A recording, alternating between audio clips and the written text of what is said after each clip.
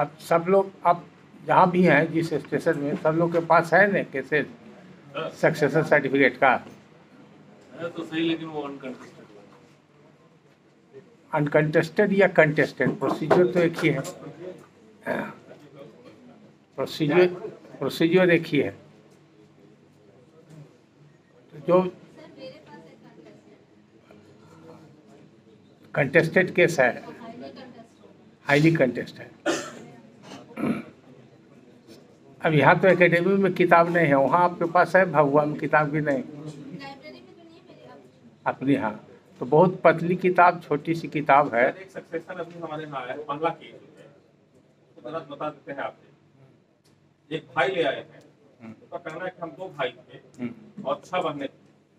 हमारे एक भाई थे, स्कूल थे, वो हस्बैंड वाइफ एक्सपायर कर गए और उनके अकाउंट में कुछ पैसे जमा हुए हैं, जिसको मैं निकालना चाहता हूँ और इसी आज तक सक्सेशन ले आया।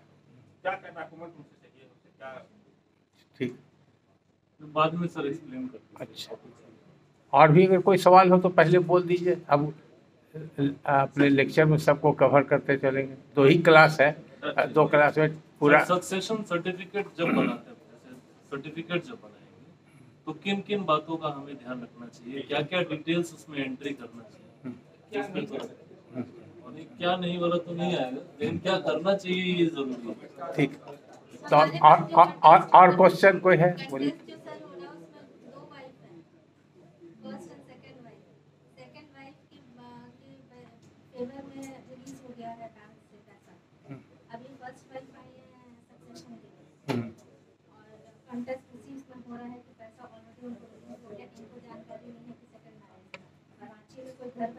लाल वाला भी यहाँ था।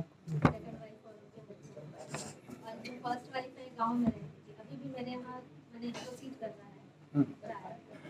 अब इसमें 2 वाइफ हैं तो फिर आप लोग का कोई पीछे से कोई क्वेश्चन है जो आपके दिमाग में हो, या कोई अभी बर्निंग आपके यहाँ रनिंग केस पे कोई प्रॉब्लम ऐसा, या आपके माइंड में कोई ऐसा क्वेश्चन हो?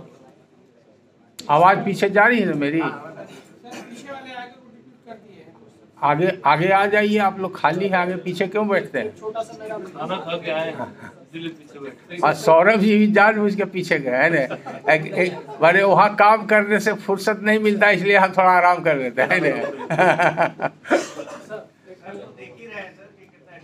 हाँ हाँ हाँ। जो सूट लाए हैं, उनके अलावे और लोग आके कंप्रोमाइज करके गवाही दे देते हैं और उसमें वो लोग कहते हैं कि हमारे सबके नाम से सक्सेशन सर्टिफिकेट आप कंबाइंड इशू कर दीजिए। ये कहाँ तक सही है? इस पर भी थोड़ा सा ठीक है। Any other question?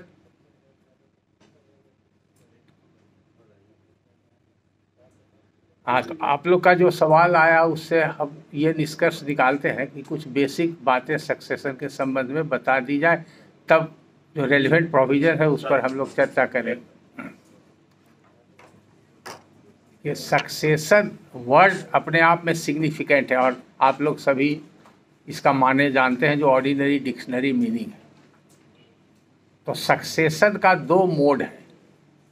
एक मोड है टेस्टामेंट्री सक्सेशन, एक हुआ नेचुरल सक्सेशन। जो नेचुरल एयर को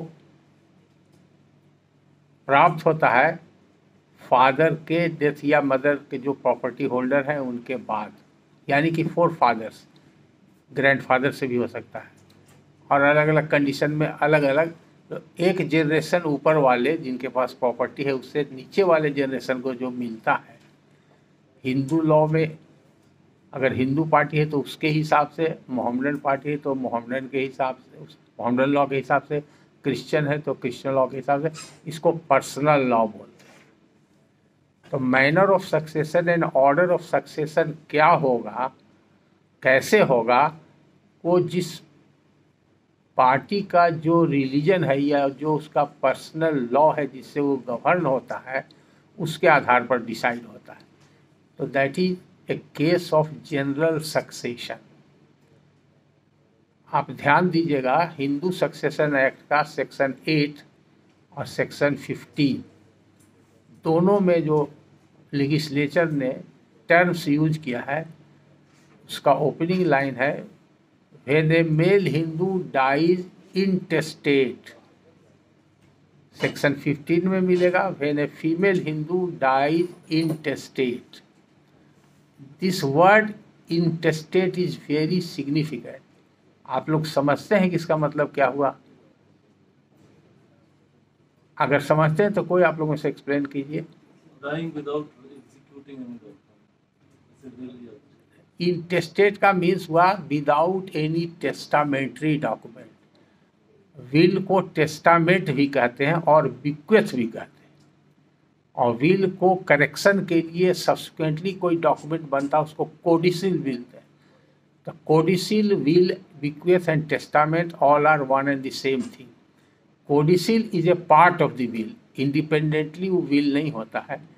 विल को रेक्टिफाई करने के लिए, मॉडिफाई करने के लिए सब्सिक्वेंटली अगर सेम टेस्टेटर वॉलेंटरली कुछ उसमें ऐड करना चाहता है या कोई रिड्यूस करना चाहता है तो सब्सिक्वेंट डॉक्यूमेंट लिखता है, उसको कोडिसिल कहते हैं। All these are in the category of testamentary document. तो टेस्टामेंट्री डॉक्यूमेंट जहाँ पर है वहाँ पर नेचुरल सक्सेशन नहीं होगा, उसको सुपरसीड करेगा, यानी कि natural heir will not inherit the property when there are testamentary heir और there is a single testamentary heir. चूँकि ब्रेक लगा देता है opening line of section 8 and section 9। अगर टेस्टामेंट्री डिस्पोजिशन हो गया तो नेचुरल हेयर डिप्राइव हो गया, उसको नहीं मिलेगा। तो ये तो जनरल। अब सक्सेशन एक्ट के अंतर्गत, यानी कि इंडियन सक्सेशन एक्ट के अंतर्गत विल एंड टेस्टामेंट से जो प्रोसीडिंग्स एराइज करता है वो प्रोवेट और लेटर ऑफ एडमिनिस्ट्रेशन होता है, वो अलग चैप्टर है उसका। 276 से लेकर के 284, 85, 290 तक, 295 से भी और आगे तक उसमें। लेकिन ये जो चैप्टर है सेक्शन सर्टिफिकेट, इंडिपेंडेंट चैप्टर है, दोनों का कोई लिंक नहीं है। क्योंकि जानकारी की कमी रहने के कारण सब जज लेवल पर भी और डिस्ट्रिक्ट जज लेवल पर भी बहुत गलतियां हो रही हैं, और पहले भी हुई है और आज भी होती है। वो सब पर्सनल एक्सपीरियंस से बता रहे हैं आपको, और हाई कोर्ट में मैटर आता है, कुछ केसेज अभी भी मेरे पास है। फॉर एग्जांपल एक बिहार शरीफ से कोई हैं, कोई अफसर हैं बिहार शरीफ से? नहीं है। बिहार शरीफ में एक केस आया मेरे पास, वो प्रोवेट का केस था, डिस्ट्रिक्ट जज साहब का ही ऑर्डर है। जो सर्टिफिकेट इशू हुआ वो सक्सेशन सर्टिफिकेट, और सक्सेशन सर्टिफिकेट में प्रॉपर्टी डिटेल दिया हुआ है। अब इसको क्या कह सकते हैं? ऑर्डिनरी गलती को मिस्टेक बोलते हैं, आप बड़ी गलती को ब्लंडर लोग कहते हैं, लेकिन बोलचाल की भाषा में ऐसे को लोग बोलते हैं ब्लंडर मिस्टेक, हालांकि ये भी अपने आप में मिस्टेक है। तो ग्रेविटी, मिस्टेक के ग्रेविटी को शो करने के लिए लोग बोल देते हैं कि ब्लंडर मिस्टेक हुआ। प्रोवेट का केस है, डिफरेंट प्रोसीज्योर है, और प्रोवेट और एलए जब भी ग्रांट होगा for administration of the properties left by the deceased, and that property immovable properties, and there may be movable properties also. So far as succession certificate is concerned, it is only in respect of debt and securities. It is not in respect of property. This is basic difference. अगर इसको आप अच्छी तरह से समझ जाते हैं कि what is debt and what is security, movable property और इमूवेबल प्रॉपर्टी तो आप अच्छी तरह से समझते हैं, यू कैन डिस्टिंग्विश, उसमें कोई प्रॉब्लम नहीं।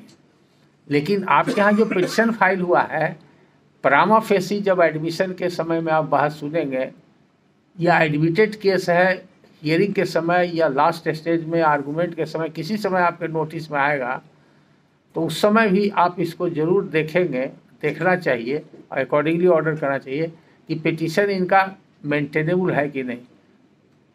अगर वो डेट एंड सिक्योरिटी के लिए नहीं है तब petition is prima facie not maintainable. जैसे अगर आप सब जज हैं तो आपको जुडिक्शन देखना है, पिक्यूनरी जुडिक्शन देखना है, टेरिटोरियल जुडिक्शन देखना है। बॉम्बे में प्रॉपर्टी है, सिंगल प्रॉपर्टी, आपके यहाँ सूट फाइल हो गया तो आप प्लेंट तो एडमिट नहीं करेंगे, प्लेंट रिटर्न कर देंगे। अगर मुंसिफ का जुडिक्शन 1.5 लाख है, आप 50,000 का कोई सूट सब जज के यहाँ फाइल हो गया तो आप इंटरटेन नहीं करेंगे, प्लेंट रिटर्न कर देंगे। तो कैसे आप कॉन्शस हैं? उसी तरह से अगर आपके यहाँ कोई सक्सेशन सर्टिफिकेट का पिटीशन दे दिया और वो पिटीशन में जो रिलीफ है या जो डिस्क्रिप्शन दिया हुआ है वो डेट एंड सिक्योरिटी का नहीं दे करके वो दिया हुआ है कोई इमूवेबल प्रॉपर्टी या मूवेबल प्रॉपर्टी का, तो पिटीशन मेंटेनेबल नहीं। ये पहला सिचुएशन है जो कि देखना चाहिए, और एडमिशन के स्टेज में देखिए, वहीं पर उसको रोक दीजिए। अगर एडमिशन के बाद के स्टेज में आया तो जहाँ पर आया उसी समय उसको नॉट मेंटेनेबल कर दीजिए। या फाइनल स्टेज में आया तो फाइनल स्टेज में एविडेंस के बाद भी रिजेक्ट हो सकता है। अब डेट और सिक्योरिटी से क्या समझते हैं और उसको कैसे डिफाइन करेंगे? प्रॉपर्टी को जब हटा देते हैं तो सिर्फ बचता है डेट एंड सिक्योरिटी। तो डेट का माने लोन, कर्ज, ये तो सब समझ रहे हैं। तो कर्ज जब भी होता है तो रुपये पैसे का ही कर्ज होता है। तो रुपया पैसा मूवेबल प्रॉपर्टी में आता है, लेकिन ऐसे मूवेबल प्रॉपर्टी के लिए नहीं होगा। लेकिन अगर वो डेट बन गया है तब जरूरत है। क्यों? इसके पीछे बैकग्राउंड क्या है ये समझिए। अगर कोई व्यक्ति किसी दूसरे व्यक्ति से मान लीजिए 1 लाख रुपया लोन लिया और मर गया, लोन रिपे नहीं किया, तो वो जो डेट है उसके प्रॉपर्टी के ऊपर चार्ज हो गया, और उसका जो एयर्स है जो प्रॉपर्टी को इनहेरिट किया उससे वो रियलाइज कर सकता है। तो उसके लिए अगर ये डिस्प्यूट होता है कि who will pay and who is heirs, ऐसा केस है, डाउटफुल केस है, तो क्रेडिटर भी सक्सेशन सर्टिफिकेट के लिए अप्लाई कर सकता है। तो जब डेट का मामला है तो क्रेडिटर को भी राइट है to get it declared that who is the successor of that deceased person, so that he may realize the amount of debt from that successor who has inherited the property left by the deceased debtor. तो इसलिए जहाँ भी date हो, in any form हो, if there is a debt, petition for grant of succession certificate is maintainable. दूसरा हुआ अब security. अब सिक्योरिटी का माने में बहुत बार लोग कंफ्यूज करते हैं। एक तो आप रोज बॉन्ड पर छोड़ते हैं कि इसको, वो भी एक सिक्योरिटी है ना, सिक्योरिटी बॉन्ड जिसको कहते हैं। सिक्योरिटी उसका टेक्निकल माने वो सिक्योरिटी ही है बॉन्ड पर छोड़ने के लिए, is the form of security bond. अब कोई मॉर्गेज करता है तो मॉर्गेज है, लेकिन it is also security bond, because in order to secure the mortgage money, वहाँ पर in order to secure the release a bond is being executed. So it's alternative term, it is also a security bond. Security for appearance 107 CRPC 107, 108, 109। ऐसे भी आप civil proceedings में भी disobedience का case हो तो वहाँ भी अगर वारंट इशू हुआ तो उसका अपीयरेंस के लिए सिक्योरिटी बॉन्ड पर छोड़ सकते हैं। बहुत सा है सिचुएशन।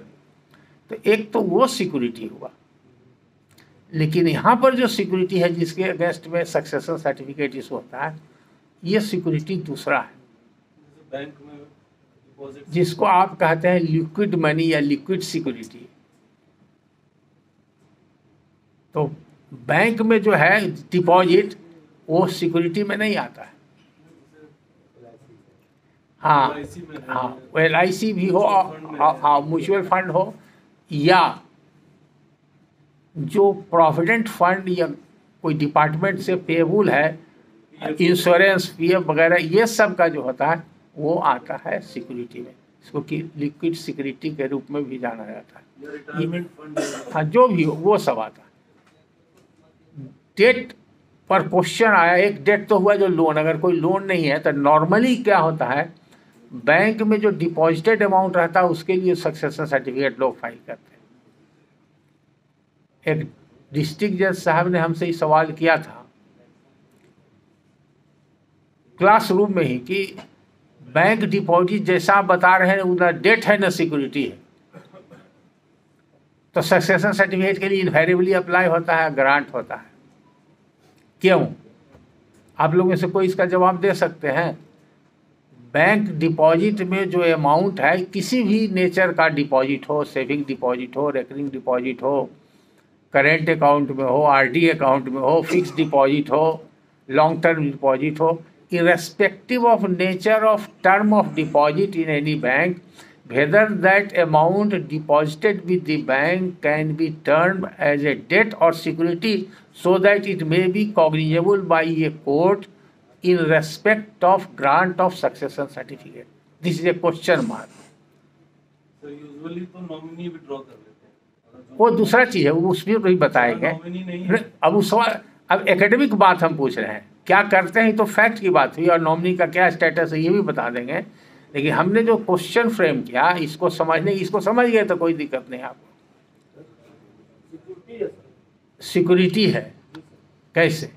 पैसा जमा करता है हाँ, बैंक को, हम सिक्योरिटी दे दी, उस पैसा को क्या करें, हमारा तो ट्रांसफरेबल होता है ना, रखा हुआ तो है नहीं।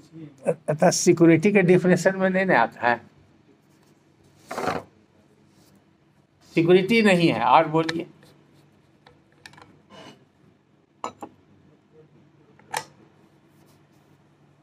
दो ही तो है, सिक्योरिटी नहीं होगा तो डेट होगा। हो रहा है, आप कर रहे हैं, आप जान रहे हैं, लेकिन कहाँ हो रहा है, कैसे हो रहा है ये नहीं जान रहे। सिक्योरिटी नहीं है, वो डेट है। अब डेट कैसे है ये समझना पड़ेगा। जब हमने क्लास में बताया था तो जज साहब को विश्वास नहीं हुआ था। हम लोग कर लेंगे पूरा भरोसा है। तो हमको जजमेंट देना पड़ा, इसलिए बता देते हैं। बहुत 1 मिनट में समझ जाइएगा क्या सिस्टम है बैंकिंग का। हम और आप बैंक में, सभी लोग बैंक का अकाउंट मेंटेन करते हैं, बैंक में रुपया जमा करते हैं। फॉर एग्जाम्पल हम बता रहे हैं कि हमने 2-2 हज़ार रुपया का 100 नोट जमा किया बैंक में, सबका नंबर रहता है नोट का। तो मेरा रुपया बैंक में जब जाएगा तो ऐसा तो नहीं है कि RKP सिंह का रुपया है, इसको बैंक में अलग लॉकर में रख दो या सेफ चेस्ट में रख दो, और जब आवेंगे तो वही नोट उनको निकाल के देंगे। वो तो बैंक का जो मेन फंड है उसमें जाके मिल जाता है, उसमें हमारे रुपया का कोई सेपरेट आइडेंटिटी नहीं रहता।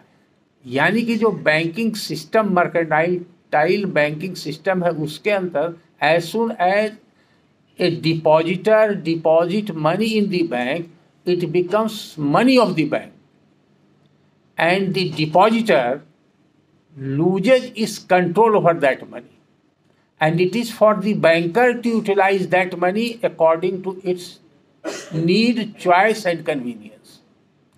उसको जैसे चाहे दूसरा फंड में लगा दे, दूसरे कंपनी में इन्वेस्ट कर देंगे। तो जो कॉन्ट्रैक्ट डिपॉजिटर और बैंकर के बीच में होता है, वो कॉन्ट्रैक्ट ये होता है कि जब तक आपके यहाँ रहेगा, इस नेचर ऑफ अकाउंट पर हम इतना % इंटरेस्ट आपको देंगे। This is an agreement between the depositor and the banker, but banker is a liberty to use that money. तो इसी पर बैंक चलता है। लाखों लोग बैंक में करोड़ों अरबों रुपया जमा करते हैं, उसके बाद बैंक उसको यूटिलाइज करके वो प्रॉफिट अर्न करता है, और उसी में से थोड़ा सा आपको भी देता है। तो आप सेफ फील करते हैं कि नहीं, मेरा तो बैंक में है, जब चाहेंगे तो निकाल लेंगे, क्योंकि टर्म्स ऑफ एग्रीमेंट है कि जो हम चाहें नेचर ऑफ अकाउंट के हिसाब से जब चाहे निकाल सकते हैं। तब automatically a relationship of creditor and debtor is created. क्योंकि आप रुपया देते हैं, वो इंटरेस्ट देता है, then you become money lender, creditor, and the bank becomes debtor so far as that amount deposited in the bank is concerned. So ipso facto, by act of parties, a relationship of creditor and debtor is established, and the amount under the custody of the bank becomes a debt. इसीलिए ये cognizable होता है। अब याद रहे। समझ में आ गया रहे। बैंक लॉकर में अगर रखा हो, लॉकर के लिए भी सक्सेशन सर्टिफिकेट लोग गलती से करते हैं। उस बैंक लॉकर वाला सक्सेशन सर्टिफिकेट नहीं होना चाहिए, उसमें लेटर ऑफ एडमिनिस्ट्रेशन होना चाहिए। तो इनवेरिएबली होता है। देखिए वैसे ही होता है जैसे आटा पिसाता है इन्वेरिएबली। तो उसको सर एडमिशन के स्टेज पे ही खत्म कर देना। हाँ। नहीं, आप लेटर ऑफ एडमिनिस्ट्रेशन इशू कर दीजिए, नहीं। सर्टिफिकेट इशू नहीं, दोनों का प्रोसीजर अलग है। और एलए का आपने सब्जेक्ट सर पूरा ट्रायल किया और पता चला कि नहीं। सब्जेक्ट को पावर नहीं है। अगली बात सर इसी पे पावर पे आते हैं सर कि ये फंस गए, सॉरी। जो सक्सेशन सर्टिफिकेट इशू करने का अथॉरिटी है वो सर डिस्ट्रिक्ट जज को। एआर कभी भी डिस्ट्रिक्ट जज वर्ड ही यूज करता है। ठीक, बहुत अच्छा सवाल सब जज को कब मिला और कैसे मिला? बता रहे। मिला भी कि नहीं मिला? नहीं जाना सेक्शन 371 है, बोलता है डिस्ट्रिक्ट जज। देखिए आप लोग लेटर आया था लोगों नहीं शायद वाला बात नहीं। नहीं आप तुरंत आंसर देते हैं। आप आपस में क्यों डिस्कस कर रहे हैं? जी जी जी। यहाँ से माइक ले लीजिए, चूंकि आप आगे सवाल पूछ रहे हैं तो पीछे भी आपकी आवाज़ जानी चाहिए। हम तो सुन लेते हैं लेकिन और आपके कलीग या अफसर पीछे जो है वो नहीं सुनेंगे। सब लोग अटेंटिव रहिए। सर्विस भाई सो गए। देखिए बहुत अच्छा क्वेश्चन है, बहुत अच्छा क्वेश्चन है कि पूरे इंडियन सक्सेशन एक्ट को देख जाइए तो डिस्ट्रिक्ट जज के अलावे कहीं कुछ वर्ड नहीं मिलेगा। तो ओरिजिनली जो ये एक्ट डिजिग्नेट किया गया इसमें ऑफिसर को इस एक्ट के अंतर्गत वो डिस्ट्रिक्ट जज ही डिजिग्नेटेड ऑफिसर है टू ग्रांट प्रोबेट और letter of administration and succession certificate. नहीं, पहले स्टेप बाय स्टेप चलिए, थोड़ा पेशेंस रखिए रे। अगर आप एक लाइन में हम बता देंगे तो नहीं ना समझ पाइएगा। आपका हम 3 सवाल शुरू में पूछ लिए, थर्मामीटर से हमको पता चल गया टेम्परेचर, अब उसी हिसाब से दवा प्रिस्क्राइब कर रहे हैं।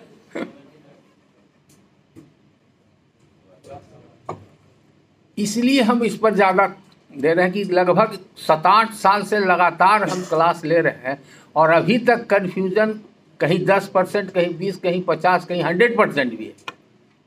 अब बहुत कुछ सुधार आ चुका है। पहले प्रोवेट और एलए सब जज के यहाँ फाइल हो रहा था, ऑर्डर भी हो रहा था, सब रुक गया। अब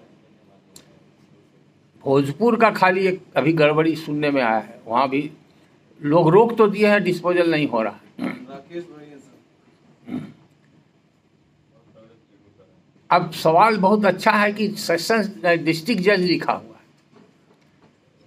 तो अभी चूंकि क्लास आपका सक्सेशन सर्टिफिकेट का है, फिर भी रेफरेंस के लिए तीनों का एक साथ बता रहे थे। स्कीम ऑफ द एक्ट के हिसाब से डिस्ट्रिक्ट जज को ही डिजिग्नेट किया गया।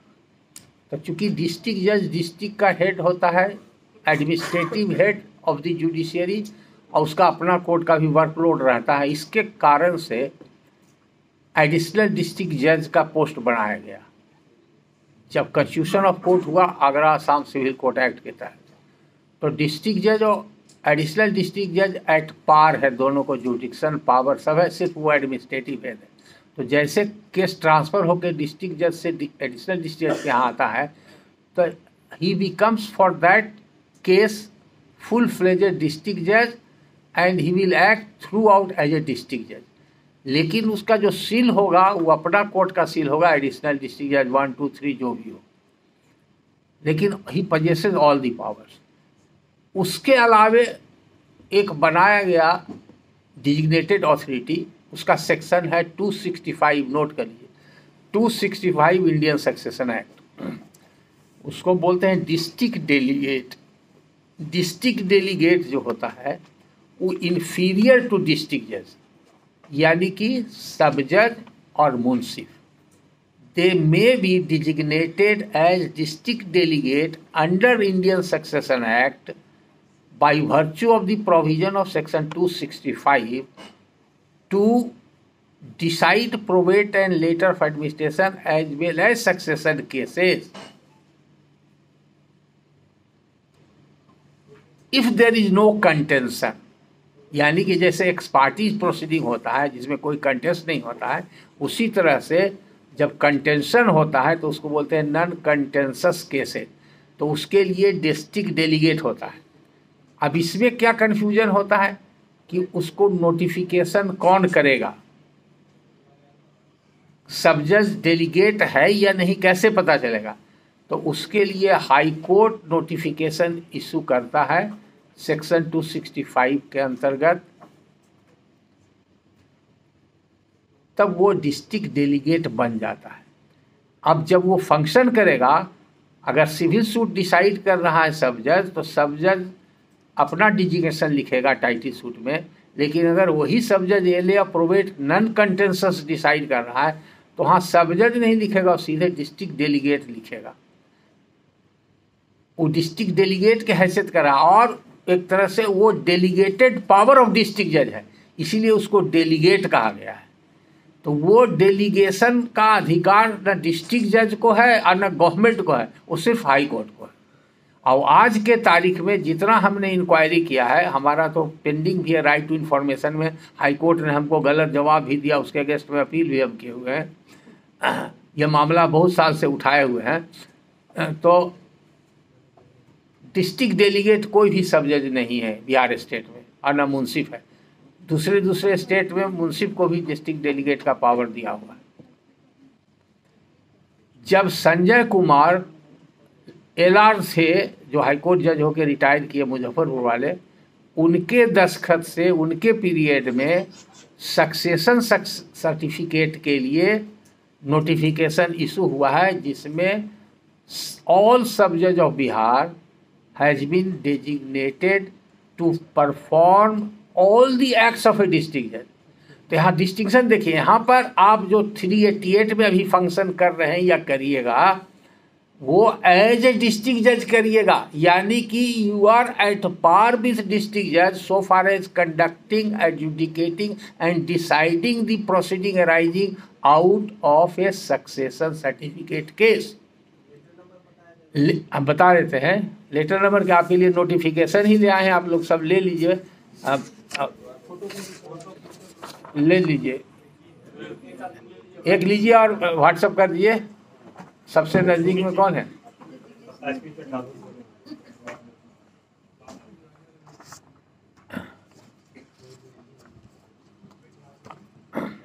इसको पढ़िएगा, देखिएगा, ध्यान से सुनिए। वो आपके यहाँ पहुंच गया, समझ गया ना, इनके पास होगा तब ग्रुप में चला जाएगा आप लोग।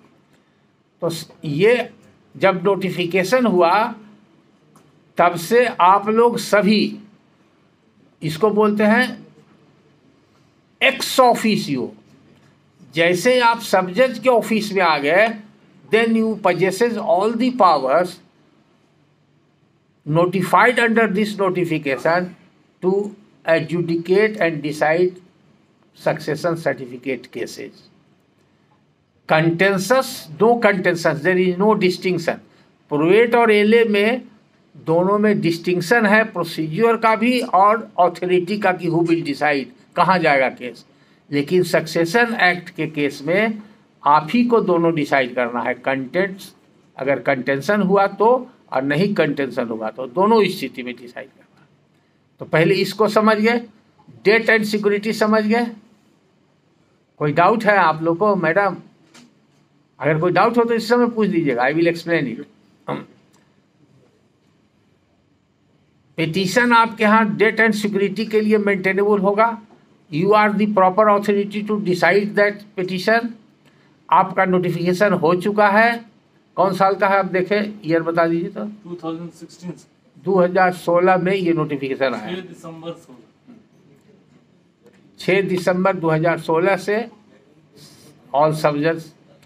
अब ये जो है पावर, उसका जो सेक्शन पढ़ के सुनाएंगे आपको 388, उसके हिसाब से आप हैं सब जज ही, लेकिन आप काम कर रहे हैं डिस्ट्रिक्ट जज के तरह, यानी कि डिस्ट्रिक्ट जज को जो पावर दिया है, जो अथॉरिटी है, वो आप एक्सरसाइज कर रहे हैं।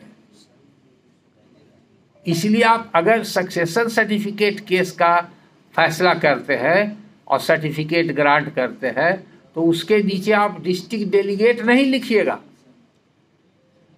बहुत लोग कंफ्यूज करके सब जज का माने डिस्ट्रिक्ट डेलीगेट समझ जाते हैं और लिख देते हैं, वो गलत है।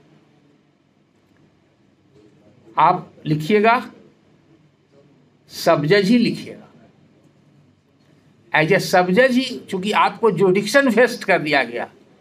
ऐसे सब जज को कई तरह का जुडिक्शन दिया गया, अलग अलग एक्ट में आपको पावर दिया गया, तो वह पावर एक्सरसाइज करते हैं, बट एज ए सब जज ही करते हैं। इसलिए देखिएगा 388 सेक्शन जिसमें नोटिफिकेशन होता है,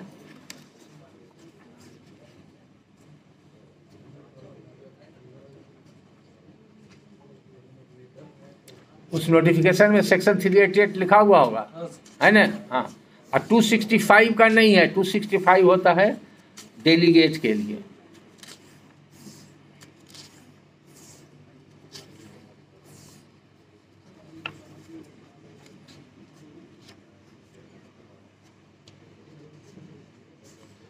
देखिए इसका जो हेड नोट है सेक्शन का 388 का, investiture of inferior courts with jurisdiction of district court for purpose of this act। Power he invest कर दिया गया डिस्ट्रिक्ट जज का इंफीरियर कोर्ट को। The state government may by notification in the official gazette invest any court inferior in grade to a district judge।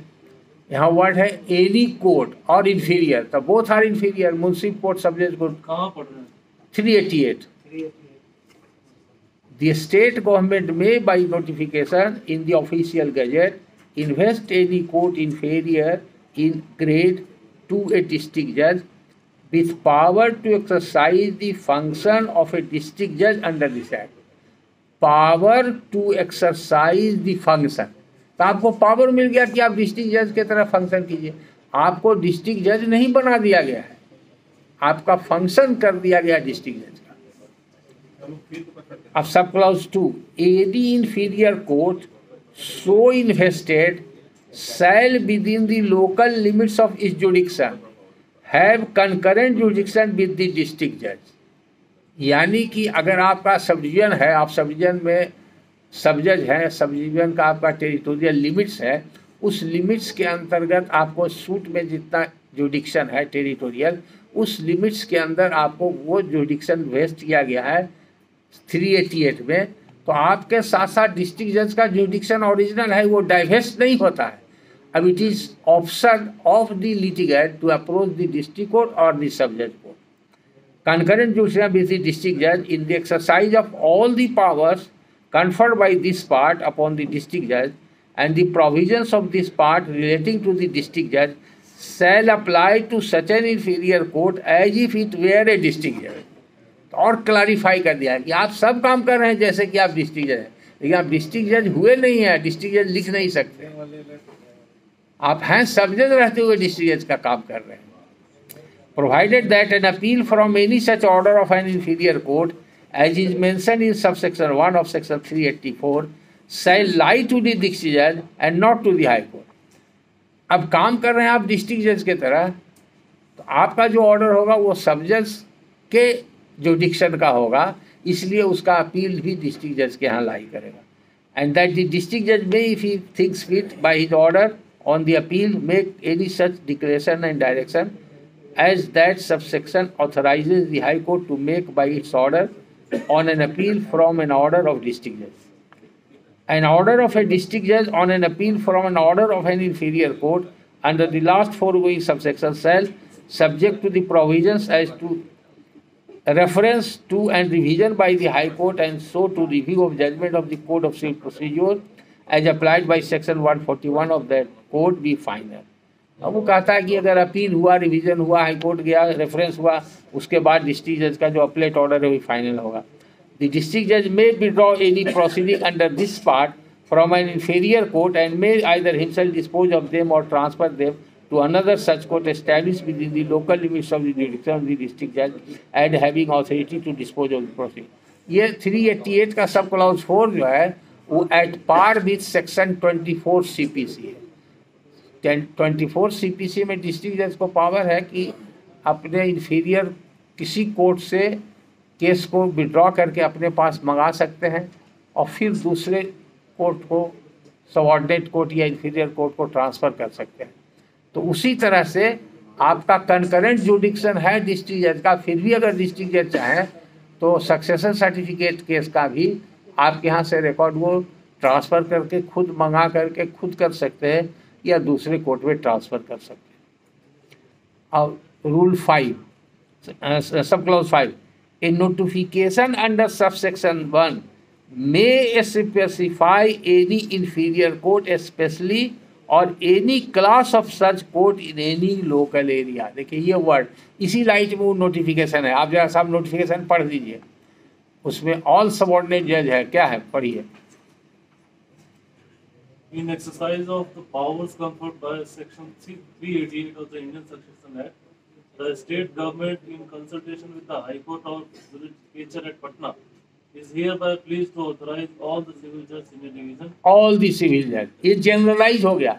इस notification में एक particular को भी दिया सकता था, सिविल जज भभुआ, या सब जज 1, सब जज 1, सब जज 2, ऐसा ही जनरलाइज है, इसलिए सबको हो गया। आप ही के यहाँ चलवे करेगा और कहीं नहीं चलेगा, चल सकता क्या? सब हाँ आप ही के यहाँ चलेगा। आप प्रोवेट आपके यहाँ नहीं जाए, प्रोवेट अगर गलती से आपके यहाँ आ गया है तो उसको रिटर्न कर दीजिए, डिस्ट्रिक्ट जज के यहाँ भेज दीजिए with a letter of request. Motihari में सर अभी लाइव मोतिहारी में सर एडमिशन भी होता है और जो है डिस्पोजल भी अनकंटेस्टेड का होता रहा है। गलत हो रहा, हम बताए हैं कई बार मोतिहारी का। सर डिस्कशन भी हुआ तो लेटर रेफरेंस करते हैं, लेटर नंबर है सर 192/5/1981। हाई कोर्ट का लेटर है। हाँ सर, नोटिफिकेशन कोर्ट का। आप उसका कॉपी ले लेते ना। कॉपी नहीं देते ना, अच्छा लेटर नंबर तो सिविल कोर्ट रूल्स में तो नहीं, हमने नहीं देखा, बहुत छानबीन किया। हम जब हाई कोर्ट से ही राइट इन्फॉर्मेशन पूछे तो नहीं दिया। आप अच्छा लेटर नंबर कितना है? 192A कैपिटल A 192A 22 मई 1981। ये तो सासाराम के केस का स्पेसिफिक सब्जेक्ट सासाराम का था, वो मैटर है। बेगूसराय का मैटर था ये। तो उस समय स्पेसिफिक होता था। हमने 94 में हाई कोर्ट में एक चैलेंज किया था सासाराम के सब्जेक्ट का ऑर्डर की विदाउट जुडिक्शन है। उस समय हाई कोर्ट में इंक्वायरी हुई थी तो एक ही लेटर मिला था, उसमें स्पेशली लिखा हुआ था सब्जेक्ट सासाराम। जनरल नहीं मिलेगा। अगर मोतिहारी में हो रहा है, आप कह रहे हैं बेगूसराय का लेटर है, तो फाइंड आउट द लेटर। वो तो सिजदार के पास रहता है, सिजदार से मांग के देखिए। सर ये काफी दिन से सर्च किया गया, 7-8 महीना व्यतीत हो गया सर। नए जिला जज साहब आए तो उनसे चर्चा हुई तो उन्होंने एक काम किया सर, एडमिशन जो है अब जज साहब क्या हो रहा है, लेकिन अनकंटेस्टेड मैटर जो है हमारे यहाँ प्रोवेट का जी सर, वो तो और नहीं जाएगा। वही होता है अनकंटेस्टेड प्रोवेट सब्जेक्ट। तो सब्जेक्ट जब डेलीगेट ही हुआ नहीं तब। अच्छा आप लेटर इशू किए हैं तो लेटर आपके डिस्ट्रिक्ट जज के पास है ना? नहीं सर, वो सर्च कराया गया सर। हमने तो यहाँ भी कहा कि इस लेटर के लाइन में जज साहब का जो डायरेक्शन हुआ होगा वो भी लेटर मिल जाता तो क्लियर हो जाता था। हाँ दोनों लेटर नहीं मिला सर। तो रेफरेंस कहाँ से आप बता रहे हैं? ये जजमेंट में है सर। कौन जजमेंट, हाई कोर्ट का या लोअर कोर्ट का? पटना हाई कोर्ट का कौन जजमेंट है? सर, इसको सर्च करके हम सर्च करके बताइएगा। तो मेरा नंबर आपके पास है ना? जी सर। हाँ एक बार सर डिस्कशन भी किए थे सर। हाँ तो जरूर बताइएगा। आपको तो हम बोले थे कि आप डिस्ट्रिक्ट से बात कीजिए। ये सब मैटर रखे सर वहाँ, लेकिन बहुत सर समस्या होता है सर। नहीं देखिए ये सब टेक्निकल एस्पेक्ट है। अगर मान लीजिए गलत हो रहा है। मोतिहारी में दरअसल सब जज 1 करते हैं, एडमिशन होता है, वहाँ हम भी रहे हुए, वहाँ पे हमारे पास नहीं आता था, वो सारा सब जज 1 के पास ही रहता, वही एडमिशन होता था, वही सुनते थे, वही डिस्पोजल करते थे। देखिए उस समय जो नोटिफिकेशन होता था वो एक पर्टिकुलर सब्जेक्ट के लिए होता था, वो जनरलाइज नहीं है। तो जिस स्टेशन में मैटर ज़्यादा था उस समय वो जनरल नहीं था, इतना केसेस उस समय नहीं होता था। ट्रांसफर करते हैं हमारे यहाँ आप देखिएगा किसी और सब्जेक्ट के पास नहीं होगा, सब्जेक्ट वन के पास नहीं होगा, क्योंकि उसका रूल जब सर बता रहे हैं तब उस कोर्ट को स्पेशली डेजिग्नेट किया गया। उस समय एक एक कोर्ट को अलग अलग रहता था, ध्यान दीजिएगा। 94 में सर बता रहे हैं कि बदल गया ये। और ये जो चिट्ठी आई है 16 में, तो ये तो सबको पावर दे दिया गया। हाँ, सक्सेशन की। हाँ, ये अलग है। 265 का जब आप अगर हाई कोर्ट को मालूम नहीं, high court right to information में हमको यही दिया, हम मांगे 265 का। डिस्ट्रिक्ट जज ट्रांसफर करते हैं किसको, किस हैसियत से? डिस्ट्रिक्ट जज ट्रांसफर सब जज को नहीं कर सकते हैं, वो डिस्ट्रिक्ट डेलीगेट को करेंगे। और डिस्ट्रिक्ट डेलीगेट डिस्ट्रिक्ट जज नहीं बनाते तो कैसे करें? उनका ये सब ऑर्डर इलीगल है। अगर डिस्ट्रिक्ट डेलीगेट डिजिग्नेटेड ऑफिसर है ऑलरेडी हाई कोर्ट के द्वारा नोटिफाइड, तभी हो सकता है। तो अब इन लोगों ने डेजिग्नेट कर दिया डिस्ट्रिक्ट डेलीगेट की, सब जज सब सारे सब जज। कहाँ से डेलीगेट किया? कौन नोटिफिकेशन है? ये तो 265 का। अरे आपका इसी में सब ये डेलीगेट का नहीं ना है। आपको 380 हाई कोर्ट ने यही गलती किया। हमने 265 का नोटिफिकेशन मांगा, यही नोटिफिकेशन हमको हाई कोर्ट ने दिया। बहुत सिंपल सी बात है और बहुत टेक्निकल भी है। आप उसको गौर से सोचिए तो सॉल्यूशन यही है। अगर डेलीगेट है सो बस सो गुड, अगर नहीं है तो ऑर्डर विदाउट जुडिक्शन है। इतना जो ये लोग कर दिए सर, सब गलत हो रहा, बताओ ना। हम लोग क्या करें सर? वापस एकदम वापस भेजिए, कहिए कि वो हमको, आप मांगिए उनसे कि कृपया इसमें पहले मार्गदर्शन मांग लीजिए कि हमको पर्टिकुलर लेटर नोटिफिकेशन दिया जाए, जिससे कि 265 में हमारे कोर्ट को या हमारे जो डिजिग्नेटेड जो हमारा डिजिग्नेशन है उसके हिसाब से हम इम्पावर्ड हैं एज ए डिस्ट्रिक्ट। प्रोवेट वाले केस। हाँ, प्रोवेट है। इसके लिए कुछ नहीं, तो ये तो आपको सारा पावर ही मिल गया। उसमें भी कंडीशन है, अगर वो डिस्ट्रिक्ट डेलीगेट हैं, मान लीजिए कि सभी सब जज डिस्ट्रिक्ट डेलीगेट हैं, तो डिस्ट्रिक्ट डेलीगेट के यहाँ फाइल करने का अधिकार नहीं है। फाइलिंग वही होगा जब वहाँ पर साइटेशन एडमिशन होगा, साइटेशन वगैरह जो प्रक्रिया है वो सब हो जाएगा। और अगर कोई कंटेस्ट नहीं होगा तब डिस्ट्रिक्ट जज साहब लिखेंगे उसमें कि नॉन कंटेंशस मैटर है, let it be decided by district delegate and transfer to so and so, तो वो ट्रांसफर होकर के आ जाएगा। कंटेस्टेड मैटर में नहीं। अभी जो हम लोगों के यहाँ फाइल कर देता है तो उसको वापस कर देते तो हम वापस कीजिए, उसमें लिखिए, नहीं तो वापस करने के पहले एक लेटर से क्वेरी कर दीजिए कि कृपया 265 का नोटिफिकेशन का संदर्भ लिया जाए। हैं। वो तो सर 388 वाले की बात कर तो 388 आप समझ गए ना। Now you can argue with your district जज। अगर उस समय प्रॉब्लम हो तो उसी समय हमको फोन लगा दीजिएगा। वाली फाइलिंग कहाँ हो रही है? तो 388 सब सब्जेक्ट क्या होगा? फिर आप कंफ्यूज कर रहे हैं। फॉर 388 यू आर डिस्ट्रिक्ट जज, फाइलिंग हम सब कुछ होगा। फाइलिंग एडमिशन से लेके कंटेस्ट नॉट कंटेस्ट जजमेंट सब। कंटेस्टेड होगा तो उसको आगे डिस्ट्रिक्ट जज के पास नहीं भाई, हम नहीं समझ पा रहे। सक्सेशन में कंटेस्टेड और कंटेस्टेड दोनों का अब फिर आप लोग साथ रहिए, फिर से हम रिपीट कर देते हैं। नहीं सबका नहीं है सर, मेरा ही करता नहीं, और लोग भी बराबर इसमें पूछते था। सिंपल सा क्वेरी था। 388 में कोई डिस्टिंक्शन नहीं है, सारा पावर सब जज को है। तो कंटेस्टेड अनकंटेस्टेड हाँ, सब फाइल भी आप ही के होगा, एडमिट भी आप ही को होगा, फाइनल जजमेंट भी आप ही का। उसको भेजने और लाने और ट्रांसफर का कोई जरूरत नहीं। डिस्ट्रिक्ट जज चाहे तो कॉल फॉर कर सकते हैं। प्रोवेट का जो केस होगा उसकी फाइलिंग डिस्ट्रिक्ट जज के पास होगी। हाँ, वो डिसाइड करेंगे कि ये मैटर कंटेंशियस है या नहीं। हाँ, तब ट्रांसफर तब वो होगा, ट्रांसफर। लेकिन subject to availability of delegate. 265 में कोई डेलीगेट है नहीं तो नहीं होगा। तो यानी हम अपने पास जो प्रोवेट है वो सब भेज दें कल। एकदम भेज देना, एकदम बोरिया बांधिया भेज दीजिए। हाँ, आपका आधा हल्का हो जाएगा बाहर।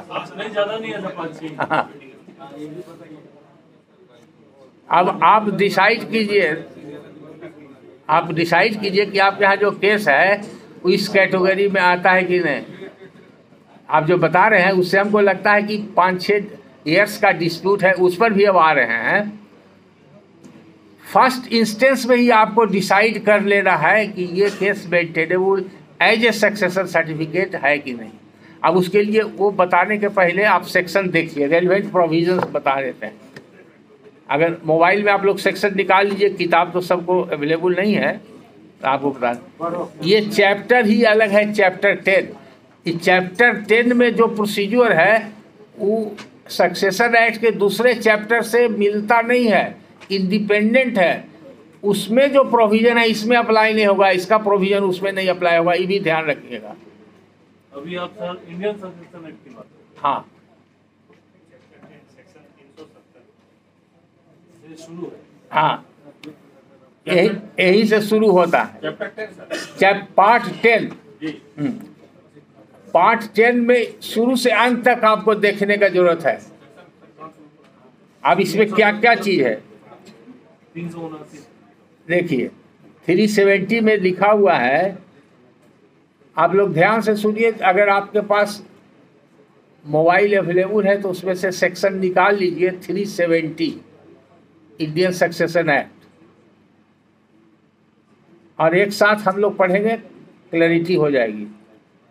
ए succession certificate hereinafter in this part refer to as a certificate shall not be granted, देखिए निगेटिव से शुरू होता है, under this part with respect to any debt और सिक्योरिटी, दो ही वर्ड यूज हुआ, to which a right is required by section 212 and section 213 to be establish by letter of administration और प्रोवेट।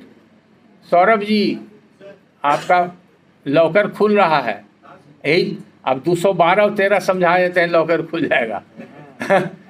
212 क्या है, 213 क्या है, इसमें अच्छे लोगों को कंफ्यूजन रहता है हमेशा। 212 और 213 प्रामा फेसी पढ़ने का जरूरत है, हम ऐसे ही बताते हैं, पढ़ने में अभी भी कंफ्यूज कर देगा, फिर गौर से पढ़िएगा बाद में। ये probate and letters of administration के लिए अप्लाई करता है 212-13, इसीलिए यहाँ पर लिख दिया कि जो केस 212-213 से कवर्ड है वो इस पार्ट में नहीं अप्लाई करेगा, वो अलग होगा। और डेट एंड सिक्योरिटी होगा वो ही कवर करेगा। अगर वो डेट और सिक्योरिटी भी है लेकिन वो 212 और 13 से कवर्ड है तो नहीं होगा, यानी कि अगर वो सब्जेक्ट मैटर ऑफ विल है तब नहीं हो। दूसरी बात, 212 कहता है vesting of right to the representative. बहुत लोग समझते हैं कि विल से टाइटिल नहीं होता है जब तक कि प्रोवेट या एले ग्रांट नहीं हो। अब तो जितना भी क्लास असेंबली है उसके बाद से अब सब कन्फ्यूजन दूर हो गया है, क्योंकि आप लोग कोई क्लास नहीं लिए हैं इस सब जज लोग का, डिस्ट्रिक्ट जज लेवल एडी जज लोग का, तो हो गया कन्फ्यूजन दूर। आप लोग में से कुछ लोग जानते ही हैं, बहुत लोग डायरेक्ट भी हमसे बात किए हैं। Title, passing of title does not depend upon grant of probate of LA in case of a will। Title passes, इसको नोट कर सकते हैं, यही प्रिंसिपल ऑफ सेटल्ड लॉ है। Title passes in favour of the legatee under the will on and from the date of death of testator through the will itself, and it is not dependent upon grant of probate और एले।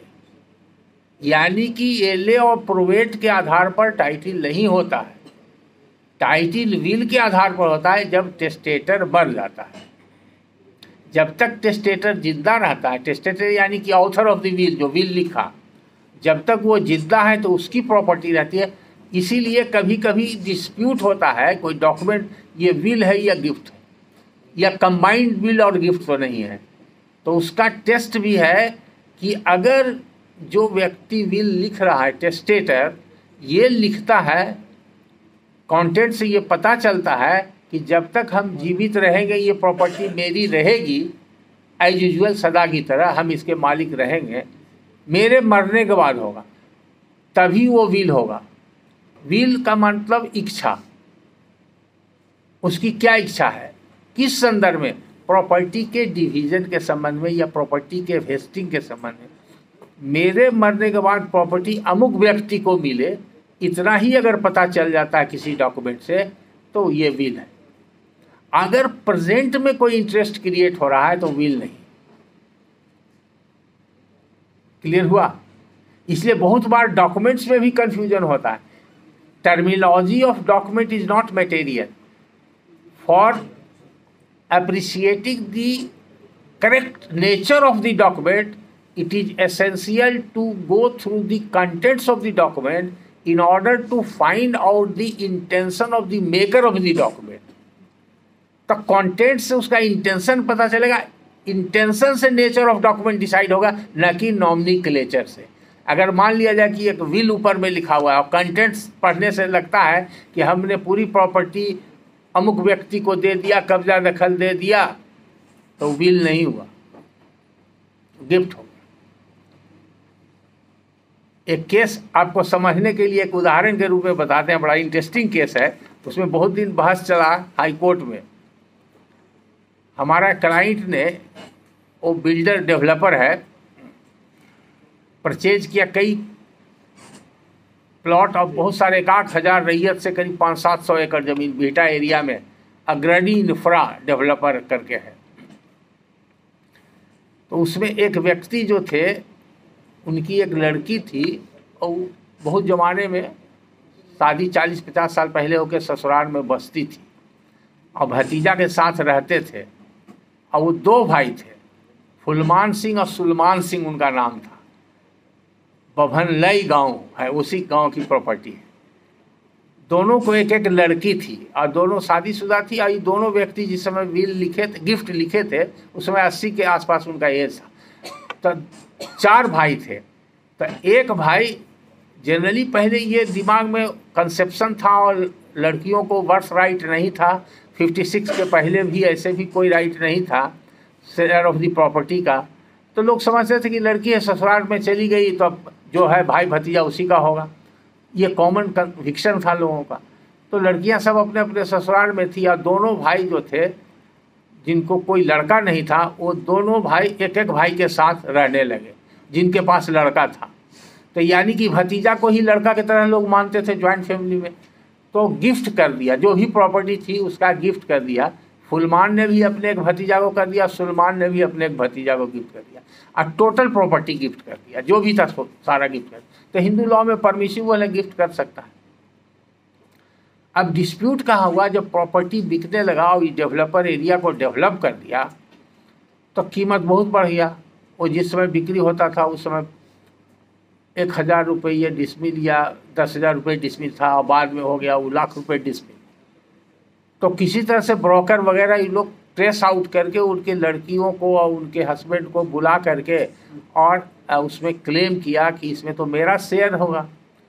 Father के मरने के बाद हम total property के entitle हैं, चूँकि 56 के बाद मरे, 80 वगैरह या 84 में गिफ्ट डीड लिखा हुआ था और उसके बाद मरे थे 2 साल के बाद, तो हमारा प्रॉपर्टी होगा।